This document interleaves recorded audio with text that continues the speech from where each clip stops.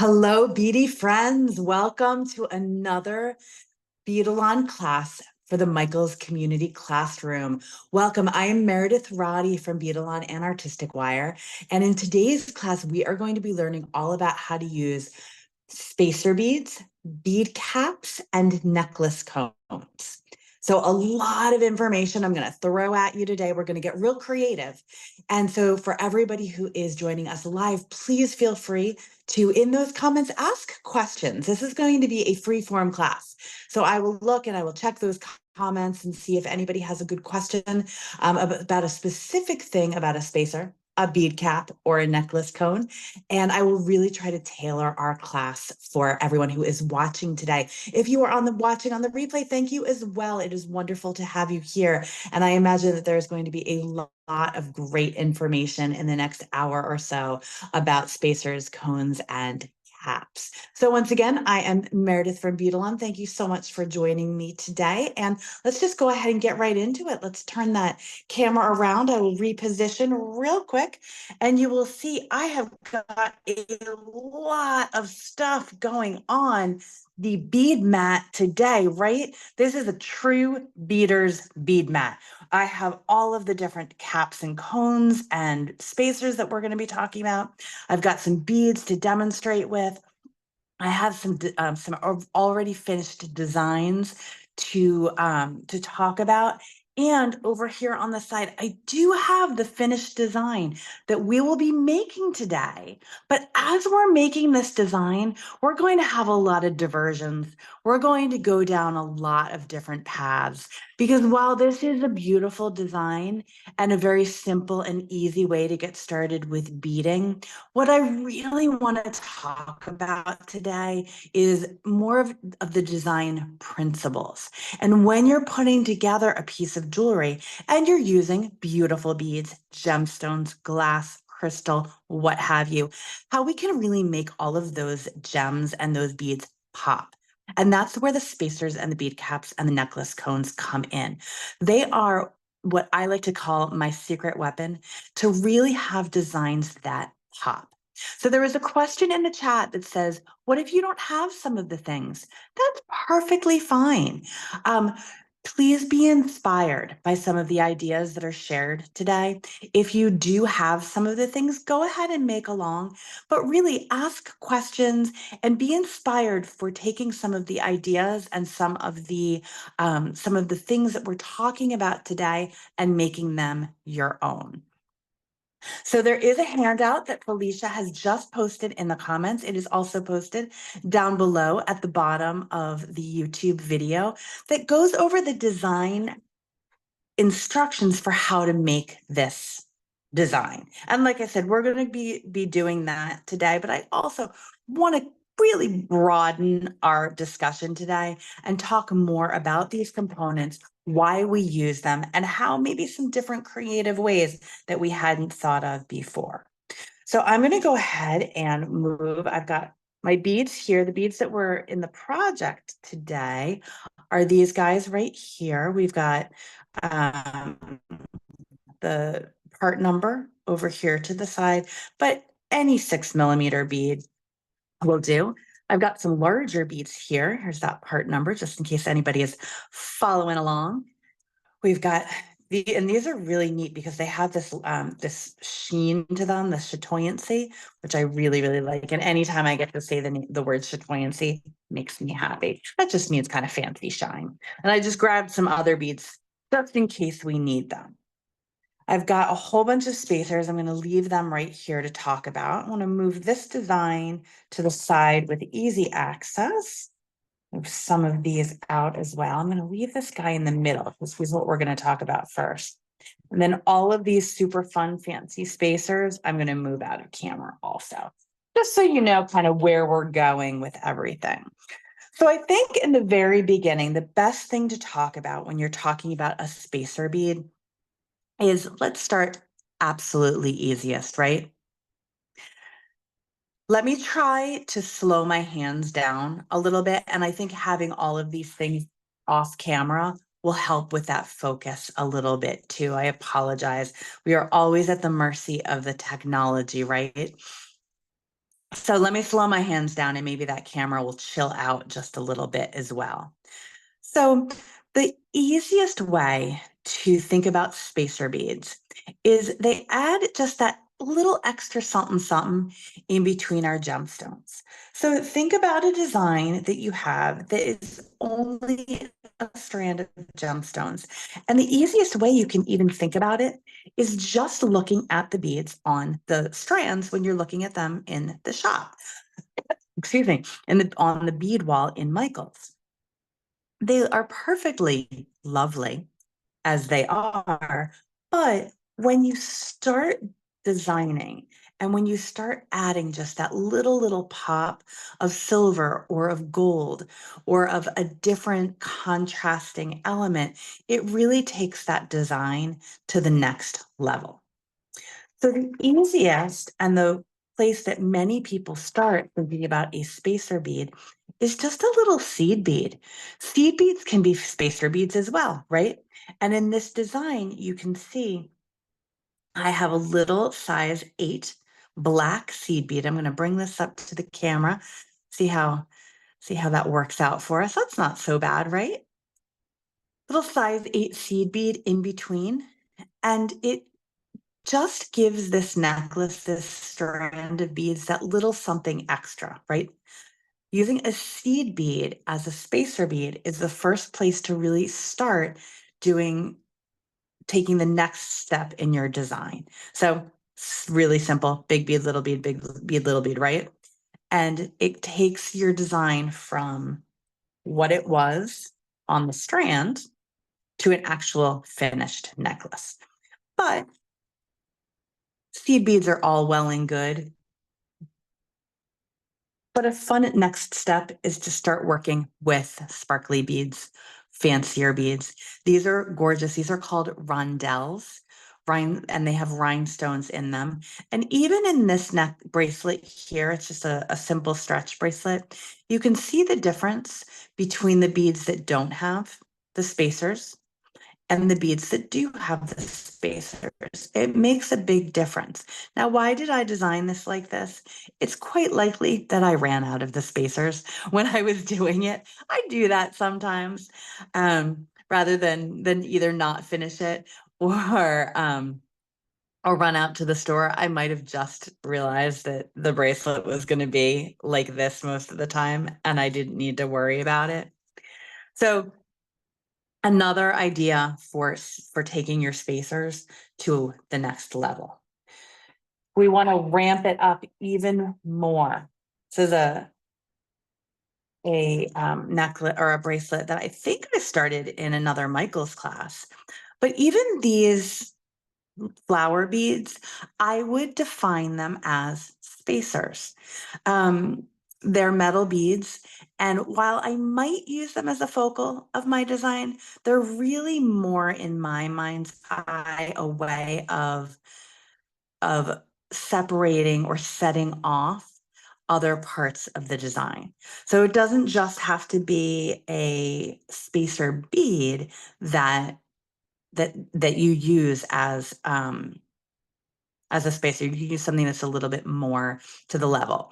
I paused. I just wanted to remind everybody, if you do have any questions or if I'm not clear about something, please feel free to mention it in the chat. I always like being derailed in class. Don't feel like you're distracting me. And if it does, I'll save it for later and come back to it. So let's see, what else do I have in terms of spacers before we get going? I think we can jump into this now because I want to stick on spacer beads for a little while. Yep, exactly. Susie, you make a really good point. Susie is saying that showing a difference, showing the difference a spacer makes. It's like putting a mat behind a photograph in a custom frame. I really like that analogy. That's a really good analogy. So we can see here, we've got our spacer beads. These are called daisy spacers. And this is what they look like on the card. So I try not to take for granted that I would look at this and know exactly what it is. It's a daisy spacer this is what it's going to look like when it gets strung in my beads. But seeing this for the first time on the bead wall, that might not be intuitive. But that's these little dots of beads in between. Cindy, are we having big trouble with the camera? I'm not sure how to fix that problem. Because I'm seeing it totally in focus on my phone. Maybe what if I do this? Let's just play around with it for a little bit. I wanted to kind of get a bird's eye view, but I'm going to come down here and see if maybe that helps a little bit. You guys tell me if that helps a little bit. It's still just a I'm going to little wait a minute or focus. two. What's that, Felicia? I said it's still a little out of focus. It's focusing, but every time you move, of course, and not still, it is causing it to try to focus. Even though that right there looks great to me. I know. All right, well, let me see if taking some more things out of frame helps. I think that the older phones had a better time because they weren't so technologically crazy. I think that the older phones had a better time focusing than the new phones did. I got an upgrade, and ever since I upgraded my phone, it's really been a challenge. Okay, so it's a little better now. Let's see. That helps even a little bit more. All right, we're going close and slow. Close and slow, and maybe just one hand in. All right, what was I talking about? We were talking about daisy spacers. Yeah. So daisy spacers are one of the easiest and most common spacers that you can possibly have. But before we go too far, I just want to bring in, and especially now that we're a little bit closer and we have a little bit more focus, just a couple more examples. So when you do go into Michael's and look on the beading wall, you'll know what to look for. I think that's one of the things that really can be a challenge is, okay, I know I need a spacer for a project, but what is a spacer? Excuse me. So these are some of the things that would constitute spacer. I think we've got that. We've got a little some goodness.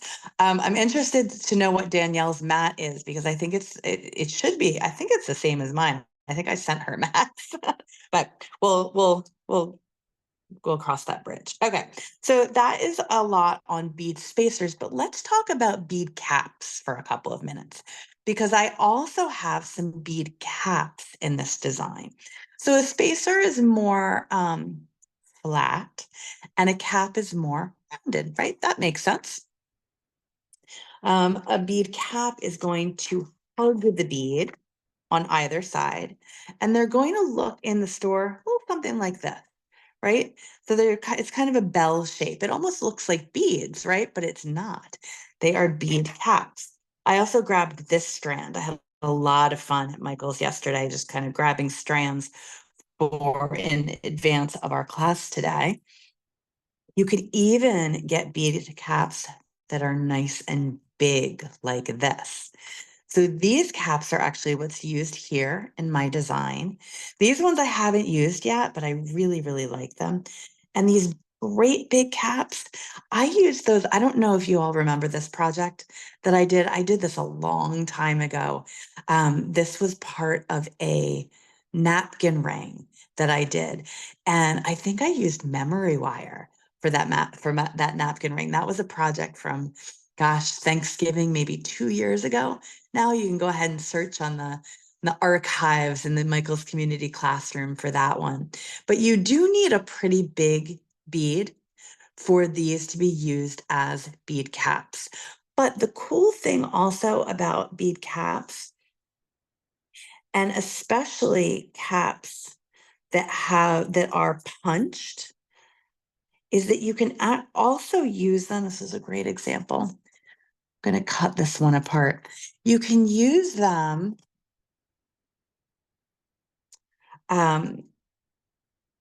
as you can use them for fringe designs. So what is Meredith talking about? I think she just got derailed. But let me just show you what I mean. I'm looking for a head pin. I know I put some out when I was getting prepared. We'll just use this as an example. Bead caps and spacer beads and necklace cones can be used on all different kinds of beads, faceted beads, gemstone beads, glass beads, pearl beads. But the cool thing is if you can find a bead cap that has holes and a head pin that fits through those holes, you can venture. I'm gonna grab a little piece of 24 gauge wire instead. I'm starting to get a little frog in my throat. Can you guys hear that? Never a dull moment here. All right, let's try. Oh, Felicia found my class. Hooray. This is trial by live. All right, the 24 gauge wire barely fits through. So you're gonna have to look for a 26 gauge, but you can see that it fits through those holes. So the idea is you could use that as a way of dangling beads around, right? So I always encourage people when you're thinking about using caps, cones, and spacers, think outside the box. Think of all different ways that you can use these different components in your beading design. And sometimes, like me, like that head pin was a little bit too thick, so I went to a 24 gauge wire. 24 gauge wire might be too thick for some of these holes. So I'm going to take my beading awl and come in here and get some of the plating out of the holes. Sometimes that happens in plated designs, whether it's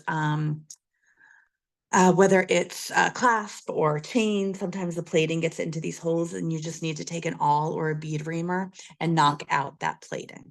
I told you I was going to go off topic for our class today because it's a broad, um, broad discussion of these different things. So let's go ahead and get started with our actual design for today, right? And then we're going to talk a little bit of using our cones, caps, and spacer beads. So, oh my gosh, 4 years ago, that class was, Felicia, can you believe that? 4 years ago, I did those napkin rings. Oh my You, gosh. you should have seen my face when I found it. I can't even believe that. Wow, it has been so much fun. So here's a question for our group while I'm getting my beads organized, and you can kind of see the method to my madness as I do my designing. And Meredith's not using a bead board today for two reasons. The most important reason is 2 classes ago, I did a designing with a beadboard class, and I did that from the home studio. And that beadboard never made it back to never made it back to the Beadalon studio here in the office. So unfortunately, um, we are without beadboard today. Our studio at the office, I often say it's like a wishing room or a room of requirement. If anybody is a Harry Potter fan, it's like a room of requirement where you wish for what you need and the room provides it. And 9 times out of 10, whenever I need something for whether it's designing for a Michael's class or for one of the Beadle on Facebook Lives that we do, it magically appears in the basement studio.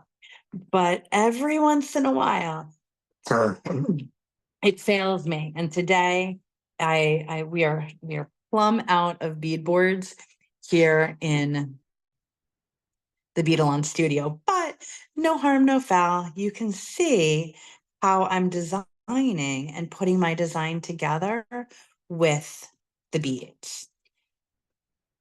I debated going off book or sticking with what the photo was of our design today. I think I'm gonna stick with it. Stick with what the photo was. All right, so we've got 1, 2, 3, 4, 5, 6, 7. So I always, when I'm doing my focal, I always try to do something in an odd number. 1, 2, 3, 4, 5. I'm gonna add 2 more for 7. I find visually it's more appealing to the eye when things are clustered in odd numbers. So if I'm doing fringe, for example, I'll try to do an odd number of fringe. If I am designing a focal part of my necklace, I will attempt to do an odd number. It's also really good when you're designing to think about designing in odd numbers, because oftentimes I design my necklace with a dangle. So the dangle needs to be in the center. Well, it doesn't need to be in the center, but for my mind and my design aesthetic, it does. So we've got 1, 2, 3, 4, 5, 6, 7. Okay. So let's go ahead and string this up. Today for my stringing, I'm just using a 49 strand 0.018 Beadalon bead stringing wire. I'm using that because I want my necklace to have a nice drape to it. So I'm using 49 strand, and a 0.08 is going to be the right size to fill the beads up as much as possible. I could probably go up to a 0.024 in this project, but I think an 0.18 is going to be just fine. These are glass beads. They're not going to give a whole lot of to my design. Even I can see that that's a little bit fuzzy now. So I think that the 0.18 is going to be is going to be a good bet. And I know that since I'm using my 0.18 wire, I need a point or a number 2 crimp tube or a number 1 crimp bead. And I happen to have a whole bunch of number 2 crimp tubes over here to my left. So that's what we're going to be using today. So I'm going to go ahead and just string this up really quickly and take the clip off of the wire. Sometimes we get not so much anymore, but we have gotten some questions in the office over the years of how do I get the wire off the spool? So I've started putting into my spiel that you need to remove the clip. And we're gonna probably get a little blurry here and maybe even a little bit out of focus. But one of the things, and I'm glad that I did that, that you always have to be attentive of or aware of, is making sure you to put your bead cones on or your caps on the right way. That one, I put the backwards. So I'm just gonna go ahead and take that off. And it just gives it a little hug, right? It's like a crown for your beads. We should call them bead crowns rather than bead caps. But can probably, well, I shouldn't say, can kind of maybe wonder who named crowns. This yellow and black slash purpley blue combination. When I originally conceived of this design, I was like, kind of interesting. Let's see where this goes. And I've decided that Felicia, thank you very much, is posting the links to these beads in the comments. And of course, if you are watching us on the replay, the materials list for our class today is posted below. Now, keep in mind, there are a couple of substitutions. I believe in the materials list, I used a 19 strand silver color wire in an O-N-E, and that's okay. Your beading wire and your beading wire choices can sometimes be subjective. They can be they can change depending on your color of beads, whether or not you're using crystal beads.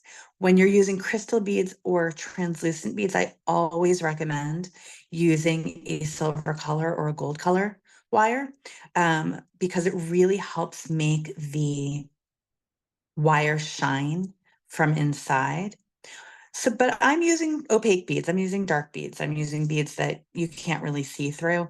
So this steel color wire is a great choice. Okay, so I used my bead caps, and you can see how nice and fancy. They just fanced up those beads so nicely. Because if I take out the spacers and I just string up big bead, and I need to just cut my other strand off real quick.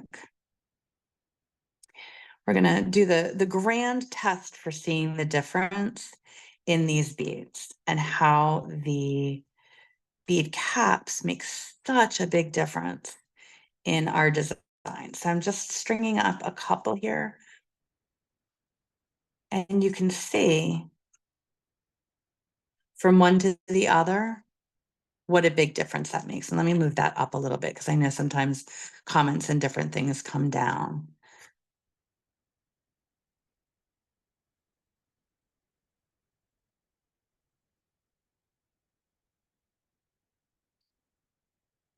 Felicia, is that focusing or not?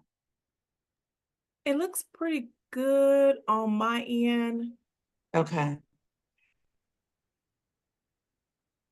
It's tough to tell. I'm gonna have to get in some forums and see if with the iPhone 15, if they have any ideas. I messed around with or I had somebody mess around with the settings a little bit for me. I mean, it helped, but it didn't solve the problem totally. All right, so now what we're gonna do is we're gonna go ahead with those spacer beads. And I think I have in my bead tray over here enough spacers to move along. So I'm going to go ahead and string them up over here. And Wanda is asking a really good question, and also has a really good suggestion. She's saying, how do you choose a bead cap? I tend to just audition bead caps with my beads, but are there any design guidelines? Ooh, I do not like talking about design guidelines because there are so many ways of designing. And when you are a creative type, or even, and everybody is a creative type, even if you don't think you are, everyone has their own creativity. Everyone has their own sense of style and a sense of how you put things together and see them together. And one person's beautiful design, maybe another person's not my style, but it doesn't mean that it's wrong. But to answer your question, if you want your bead to fit nestled really nicely inside your bead cap, you want to you got to do a little bit of math, right? So here, these are 6mm beads, and where's the tag for I think these are 10mm beads. And then the caps are 8mm. Okay. So I'm using an 8mm bead here for a 10mm bead here. Or are these 8mm? I gotta get a Felicia, you just posted the link. Are those guys 8mm or are they 10mm? For which one? For the black ones. Yeah, they are 10. Okay, I was right. So would a 10mm inside diameter of these guys work? Sure. Would they would just hold the bead a little bit more, which I think that the better answer to the question really is you have to audition them. You have to test and see, because these great big bead caps, right? They're so big and they're going to be different with each bead. So I could come in here. I think that it's actually going to swallow this guy whole. Let's see what happens. Yeah, it's going to swallow him whole. Let's see. Do I have a nice big bead someplace? I feel like I should. Got some big pearls here. So that's even going to be too small for this. But maybe I want to go this way. right? Maybe I want us to string that through so it's more of a hat situation. That could be really fun. Just one bead right there. Kathy makes a really good point. She says testing gets very expensive. Appreciate that for sure. But you have to know what you're making, right? So I think a general guide, let's answer the question with a general statement. I think generally, unless you're going off book, but if you really want a good do this kind of an answer, and sometimes we do, and I get that, I would say match the size to the size of your bead. So if you are looking for a bead cap for an 8mm bead, look for an 8mm bead cap. I don't think that there is you will work. um, oh, I'm glad to see Shelly's comment. That's a really good one. Shelly says that using spacers and bead caps allows you to lengthen your project and allowing you to use fewer beads.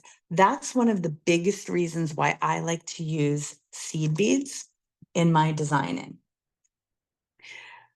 A necklace like this, I didn't want it to be super jazzy with the silver in between. I wanted to really stay true to the color palette and the darkness that the those beads came in. So I just used some seed beads.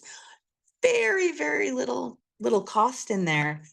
And it allowed me to use many less of those gemstone beads. So yes, very, very good point.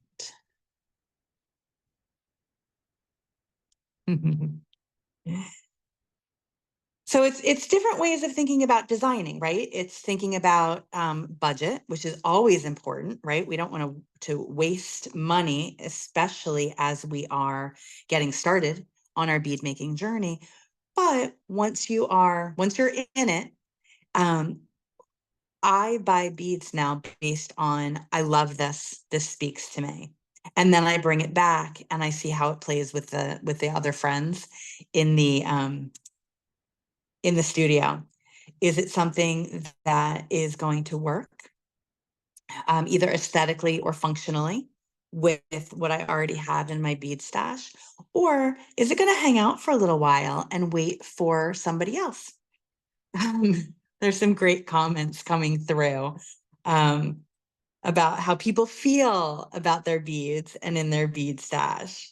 I too very much have similar feelings, but I also need to be cognizant that not everybody has an unlimited beading budget.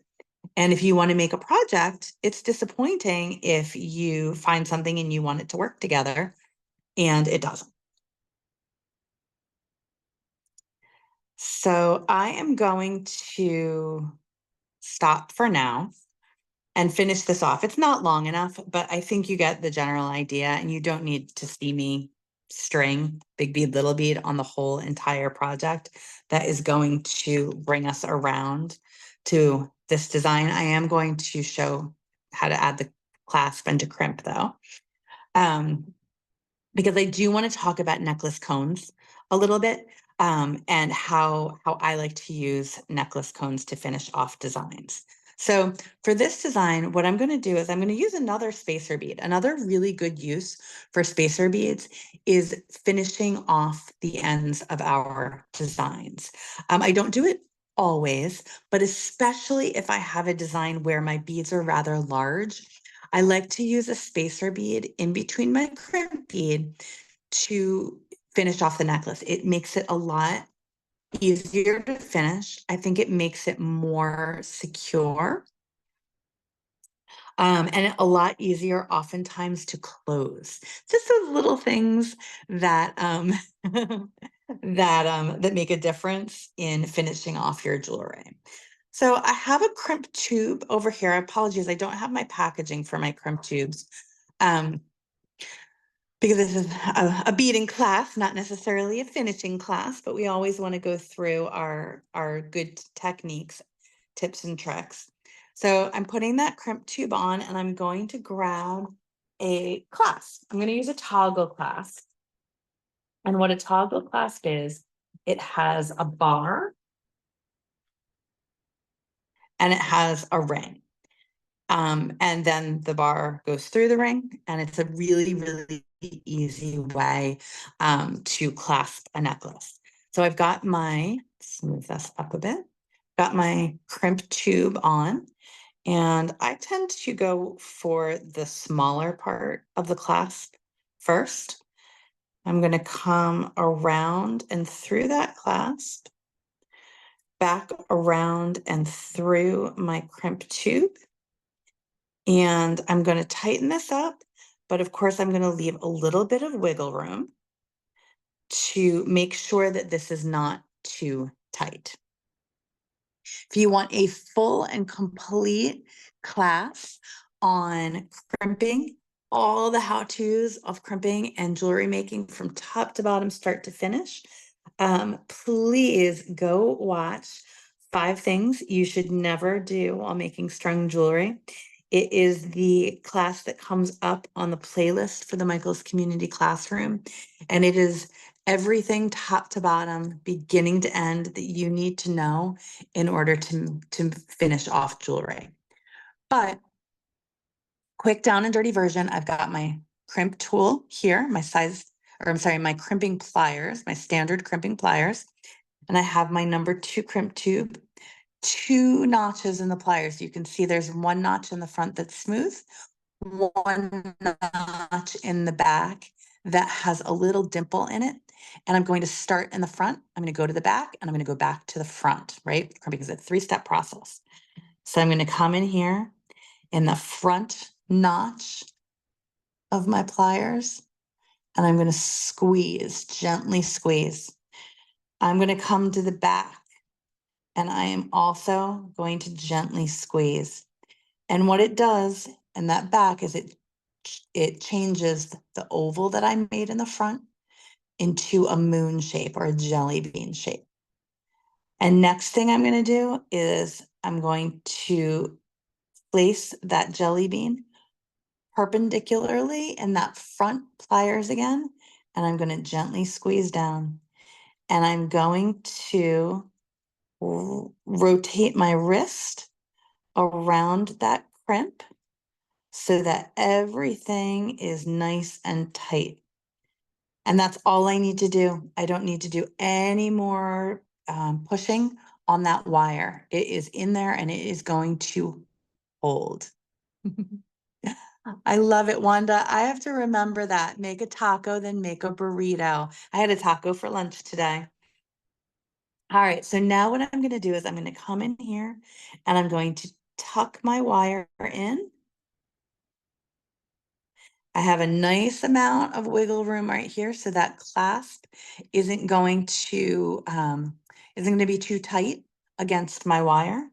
And I'm going to come around here to my other side. And you can see that I've actually been working from the spool the whole time. One of the things that I almost never do when I am making doing a necklace or a bracelet project that is simply strung, I almost never talk about starting with a cut piece of wire. Because if you work from the spool, you end up saving just a couple of inches of wire. But those savings of a couple of inches of wire really add up over time. That's why I always work from the spool. And then when I get to the other end of the spool, I'm going to cut off a little bit more than I need. So I'm just going to string up a couple of beads.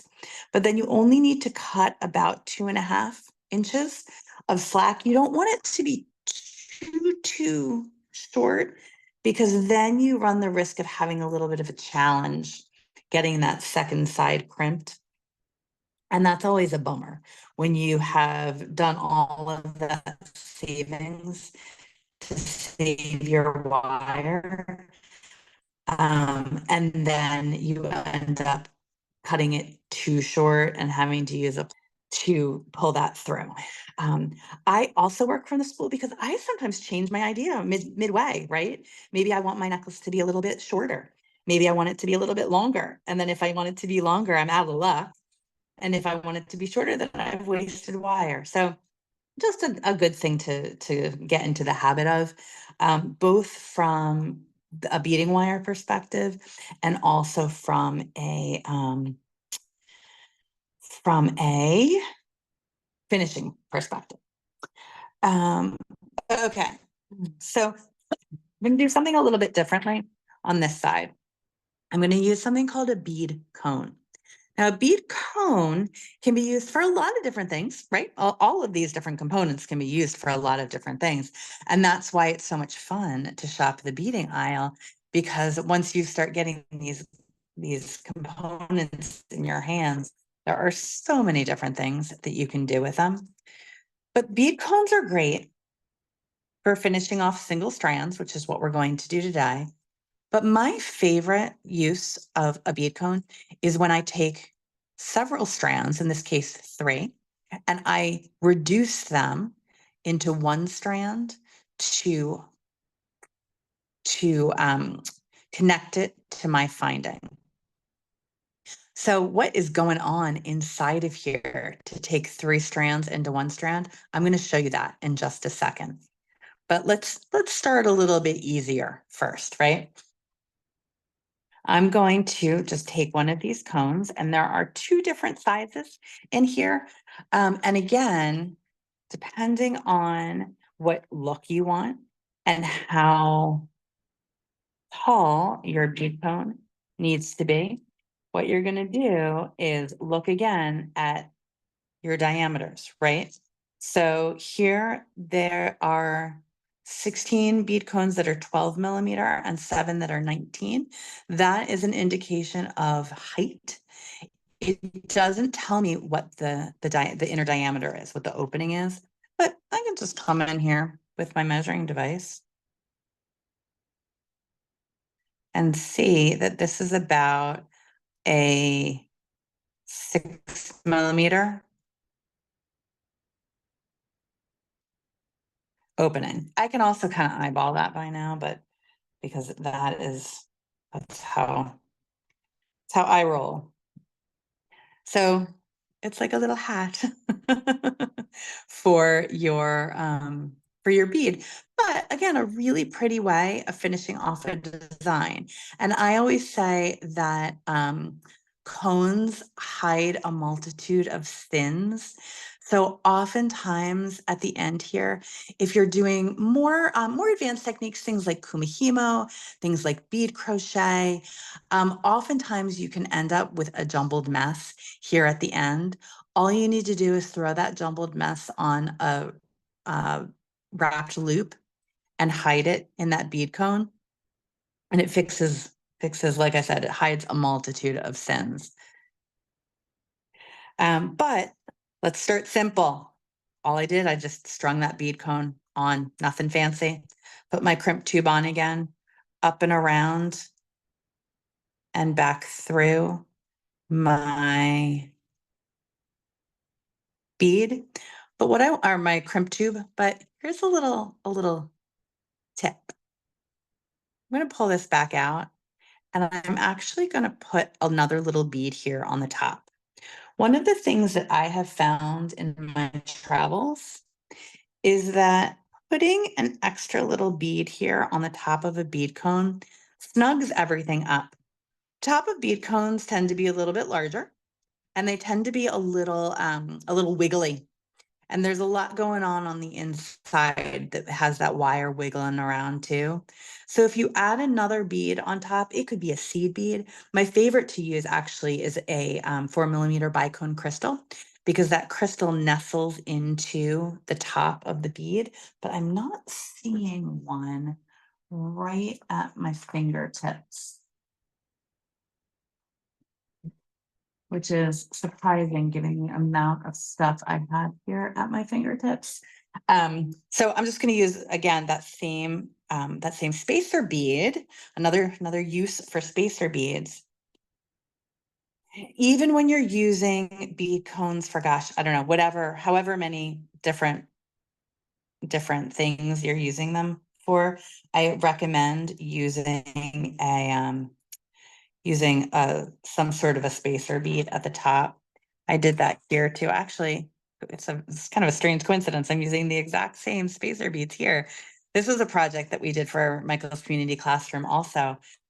Felice, do you want to find out how long ago that one was? That one was a long time ago too. That was, oh gosh, what What's did the I call name that? of Something it? with, it was something with, what are those things called? I call them noodle beads, but I wouldn't have called them noodle beads for class. Again, 3-step crimping process. I went in the front, in the back, back in the front. Oh, 2 beads. It would be with 2 beads, perhaps. Something along those lines. So here we are, a totally different look here on the end of my jewelry. So here I'm just going straight in, right? No bead cap or bead cone on the end. And then here I have my bead cone, and it really sets that side apart. It really sets the jewelry that I have made apart, just to have that extra little something something on the end. Um, Bead caps, cones, and spacers, like I said in the very beginning, they just take that jewelry to the very next level. Oh, August 11th, 2022. Susie beat you to it. Good job, Susie. Thank you. And what I didn't show, actually, and almost what I didn't do, is before closing that class, what I should have done was made sure that I came in here and put a little bit more wiggle room. This actually feels real stiff, which is a really nice example of what happens when you're not 100% paying the best attention to what you're doing. When you're finishing your jewelry, and again, in that 5 things you should never watch making, or 5 things you should never do while making beaded jewelry, one of the things people tend to do is pull this guy up, not bump their camera, and make it as tight as possible and then crimp. But then what ends up happening is when you pull this like that, it gets real stiff. And what ends up happening is the beads get real angry and they get real aggressive and they start pushing back on that wire. And what can happen is either your wire can break, or it can either break or it can stretch. It will actually stretch out because the beads are pushing back on it. So you always want to make sure that you have a little bit more. This feels real stiff to me. I mean, obviously I'm going to restring it anyway because it's too small and asymmetrical. But it's a good example of why you need to build that wiggle room in, even when you might not even think. I mean, these are all round beads. They seem to be happy together, but I can feel, knowing, just holding it. I'm not sure if that kind of translates through on the camera, but it's too stiff and it's going to end up being structurally not as sound as it should be. All right, so let's talk one more. We have time for um, one more use. I want to show you what is happening on the inside here in case you haven't watched this class. I love using this technique for earrings. So we have our beads here, and then we have our cone and actually an ear wire here rather than a clasp. So you can have really, really nice drapey, fringy earrings. A couple different ways of doing this. Fastest way is to grab some wire. Let's see, I've got some 22 gauge wire here, just 22 gauge copper wire. And I'm gonna cut off a little piece and I'm going to make a wrapped loop. So for those of you who don't know what a wrapped loop is, round nose pliers. Round nose pliers are different than flat nose pliers because they have a round nose. I bop this up. Actually, no, we decided that coming closer was a little bit better for the focus. Round nose, flat nose. I'm gonna use my round nose pliers to make round. At the get-go, I said we were covering a lot of ground today. It's more of an overview, but we got our project in. So I come in here with my wire about a quarter of an inch up on my pliers. A real good tip is to take a permanent marker and make a line on your pliers so you'll always know to have your wire be this, I'm sorry, your loops be the same size. It's totally focusing on that and not on my hands. I see what's going on here. I'm going to focus on everything but what's important. And I'm holding it and I'm going to use my thumb and I'm going to bend that wire back at a 45-degree angle. I'm so sorry, friends. I got to build this up so that we can see what's going on. 45-degree angle. Then I'm going to take my pointer finger and bring that top wire around the top loop of my pliers so that it is down now. This is the 45-degree angle. Then I'm going to replace that loop from the top of the pliers to the bottom of the pliers. And I'm going to bring this around so that it's at a 90-degree angle. Very unnatural angle for my wrist to be at right now. Then what I'm going to do is I'm going to change hands and I'm going to push and pull this wire around. Some people will just wrap it.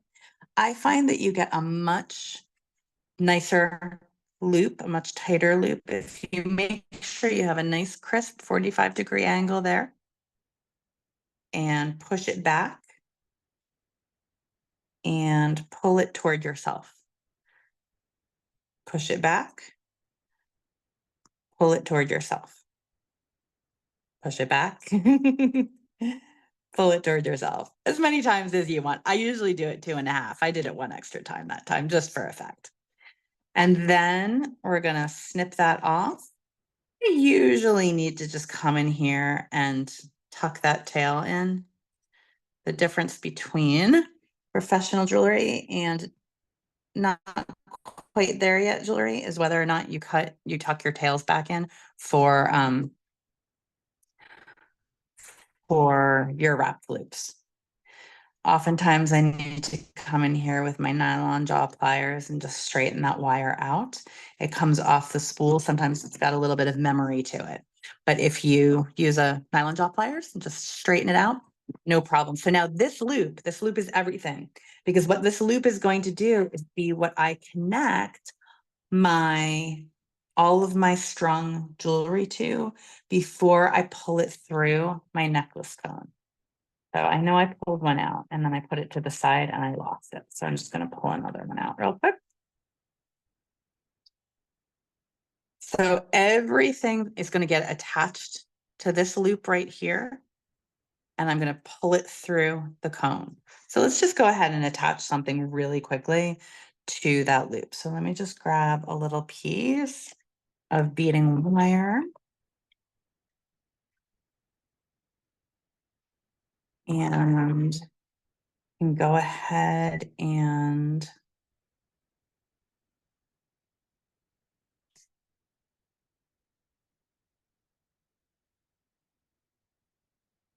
just trying to think how I'm going to hold this onto the end. Let me just grab a crimp real quick.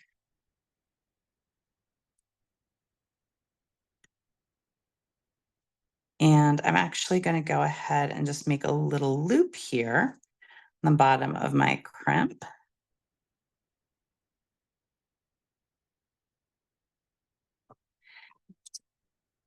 And I know this turned into a crimping class real quick, right? But you know what? Even after a couple of decades now of doing this, it's always good to have a reminder on crimping. Oops, that's good enough. All right, so I'm going to string this on.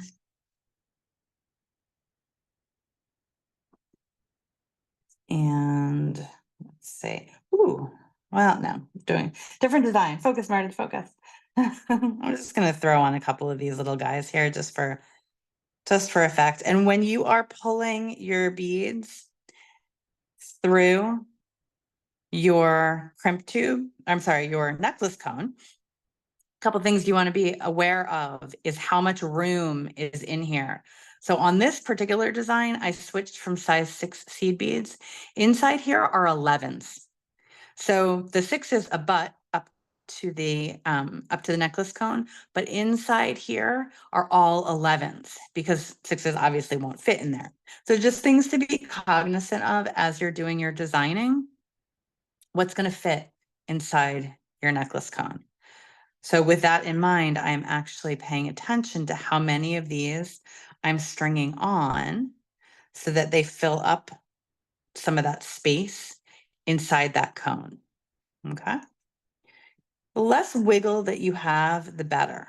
And the idea here would, of course, be that I would have, this would be a strand of beads coming through, and I would have several of these. So see if you have a suspension of disbelief, then we can come up and around. Go ahead and cut this. And this is by far, in a way, not the only way to do this technique. It is one of them. But one of the things about jewelry making is as you're going along and you're constructing your jewelry, there's a lot of problem solving that happens, a lot of trying to figure out how am I going to engineer this so it both looks pretty and also works. So here, this is a challenge, right? I put too many of these on. And if I had more than one here, it would, it wouldn't fit. So I would need to go to something even smaller. I would probably have to go down to size 11 seed beads, and maybe they wouldn't all fit in here too. So I think that that's actually a really good idea for a whole class, not just a part of a class at the end, but a whole class on how do you finish off things with cones. I've done it before. This is a class that I know Felicia posted the link, and you can see here at the top, I used the little sea beads as my top. I'm going to go ahead and do that here as well. So feel free if this is something that you're interested in, go ahead and rewatch that class for more tips and tricks on how to finish that off. And here I'm going to use that wrap technique. A lot of people do. But what I find is it ends up kind of curling up this wire here, and then that's wasted. But if you push and pull like I did the first time, you can go back and watch. It ends up with a little bit of a cleaner tail of wire that you might be able to reuse for another project. We always like saving our scraps for making knotted head pins and all kinds of different things in the end. So just to show how that that comes in and what's going on behind the scenes, because just looking at it, would you know that there's a wrapped loop in there that's holding everything together? And the design possibilities of what that wrapped loop is, so many different things that you can do. So, oh my goodness, time just flies by when you are having fun, doesn't it, Felicia, and everyone who joined me and hung out for this time today. Thank you so much. We covered a lot of ground. We did a lot of different techniques, and I showed a lot of different things, including how to make the finished necklace in the picture. So I feel pretty good about that. Thank you, everybody, so much for hanging out with me today. I'm actually rushing off right now to do my design. I finally got the inspiration for next month's class. So hopefully everyone will enjoy that as well. Definitely check on the Michael's Classroom page to see classes for me on behalf of Beadalon, from Sarah Lovecraft for Beadalon, and all of the amazing makers and designers and creatives who are so generous to share their time and talents with us all. Also, don't forget to go back and watch all of the past classes. I just did a deep dive looking through a bunch of of old classes, and now there are so many different things that I want to make as well. So thanks to everyone for hanging out with me today. Thanks so much, Felicia, for moderating. And until next time, happy beading.